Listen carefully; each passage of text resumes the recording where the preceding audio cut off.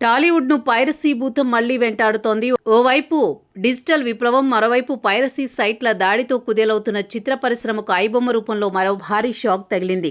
ఈ సైట్ నిర్వాహకుడిగా ఆరోపణలు ఎదుర్కొంటున్న రవి అరెస్టు కావడంతో ఐబొమ్మ అధ్యాయం ముగిసిందని అంతా భావించారు. కానీ ఎవరూ ఊహించని విధంగా రవి బెయిల్పై విడుదలై కొద్ది రోజులకే ఆన్లైన్లో మళ్లీ ఈ సైట్ ప్రత్యక్షమవడం ఇప్పుడు ఇండస్ట్రీలో కలకలం రేపుతోంది. గతంలో ఐబొమ్మ రవిని పోలీసులు అరెస్ట్ చేసినప్పుడు పైరసీకి అడ్డుకట్ట పడుతుందని నిర్మాతలు ఊపిరి పీల్చుకున్నారు. అయితే అప్పట్లో సైట్ పూర్తిగా నిలిచిపోయింది. తాజాగా వెబ్సైట్ పునరుద్ధరించబడమే కాకుండా థియేటర్లలో ఉన్న కొత్త సినిమాలు సైతం అందులో ప్రత్యక్షమవడం పట్ల సినీ పెద్దలు విస్మయం వ్యక్తం చేస్తున్నారు. రవి బెయిల్పై రావడం, వెంటనే సైట్ ఆపరేషన్లు మొదలవడం వెనుక ఉన్న నెట్వర్క్ను ఛేదించడం పోలీసులకు సవాలుగా మారింది.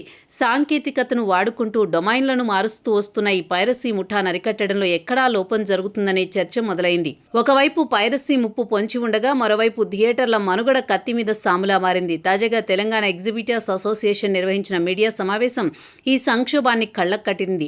కరోనా తర్వాత ప్రేక్షకుల అభిరుచి మారడం, ఓటీటీల ప్రభావంతో థియేటర్లకు వచ్చే జనం తగ్గారు. ఇలాంటి సమయంలో అద్దె ప్రాతిపదికన సినిమాలను ప్రదర్శించడం వల్ల ఏడాదిలో 9 నెలల పాటు నష్టాలనే చూడాల్సి వస్తోందని ఎగ్జిబిటర్లు వాపోతున్నారు.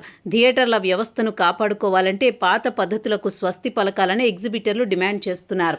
అద్దె విధానం కాకుండా పర్సంటేజీ పంపకం పద్ధతిని అమలు చేయాలని వారు నిర్మాతలు, హీరోయిన్లను కోరుతున్నారు. సినిమా ఆడితేనే లాభం, ఆడకపోతే భారం సమానంగా పంచుకోవాలన్నది వారి వాదన. ఇలాంటి సంక్లిష్ట పరిస్థితుల్లో ఐబొమ్మ వంటి సైట్లు మళ్లీ యాక్టివ్ అవడం థియేటర్ల వ్యవస్థను మరింత బలహీనపరిచే ప్రమాదం ఉంది.